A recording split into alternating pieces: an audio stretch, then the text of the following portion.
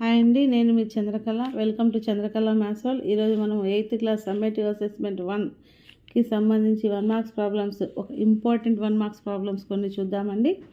చూడండి, -a plus dash equal to 0. ఏ identities మనకు ఐడియా ఉంటే ఫిల్ ఇన్ ద బ్లాంక్స్ అనేవి ఈజీగా చేసేయచ్చు అనమాట. Next 64 whole square units place ఏమవుతుంది? జస్ట్ ప్రాబ్లం అంతా చేయాల్సిన పని లేదు, యూనిట్స్ ప్లేస్ మాత్రం రాస్తే సరిపోతుంది.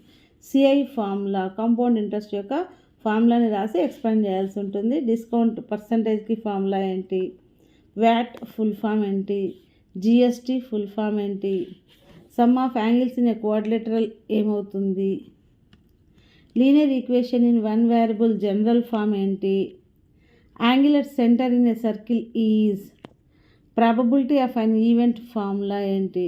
దాదాపుగా 1 మార్క్స్ అన్ని ఫార్ములాస్ రాశానండి. ఫార్ములాస్ ఫుల్ ఫామ్స్ మనము అన్నీ తెలుసుకున్నట్లయితే ఈజీగా 1 మార్క్స్ ప్రాబ్లమ్స్ని మనము చేసేయచ్చు అనమాట.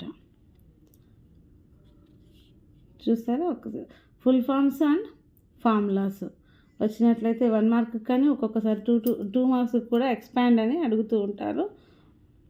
సో జాగ్రత్తగా చూసుకున్నట్లయితే 1 మార్క్ కానీ 2 మార్క్ కానీ మిస్ అవ్వకుండా ఉంటుందన్నమాట. ఈ వీడియో మీకు నచ్చినట్లయితే లైక్ చేయండి, షేర్ చేయండి, సబ్స్క్రైబ్ చేసుకోండి. Thank you.